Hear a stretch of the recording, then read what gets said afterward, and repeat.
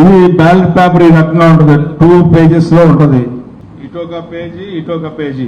ఈ 2 pages లో మొదటి సీరియల్ నెంబర్ మంది బ్యాలెట్ పేపర్ లో, ఇంకెక్కడ చూడాల్సిన అవసరం.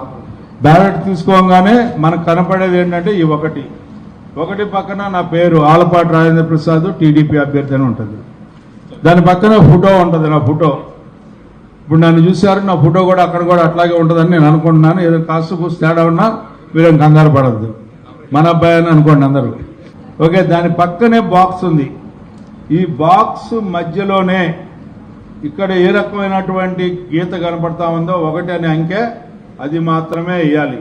2 సార్లు పెన్ను పడుతుందో లేదో పక్కన ఇంకో చోట చూసుకొని బ్యాలెట్ మీద చూసుకోవద్దు, టెస్ట్ చేయొద్దు. ఇంకో వాళ్ళ మీద వేస్తే చల్లకుండా పోద్ది.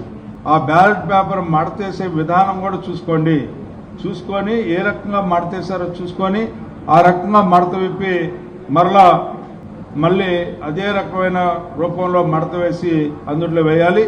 1 అంకె మాత్రమే, ఇంకా మిగతా వాళ్ళ జోలికి వెళ్లాల్సిన అవసరంలా, మిగతా నెంబర్లు వేయ అవసరంలా. మరలా మనం ఇంకోళ్ళకి వేయొచ్చు అని చెప్పి 1 ఇంకో చోట ఎక్కడైనా వేసినా అది చల్లకుండా పోద్ది. అందుకనే 1 ఓటు మాత్రమే వేయండి బ్యాలెట్ పేపర్ మీద, అది కూడా 1 అనే అంకె మాత్రమే వేయండి అని చెప్పి మీ అందరికీ విజ్ఞప్తి చేస్తూ మీ దగ్గర సెలవు తీసుకుంటాను.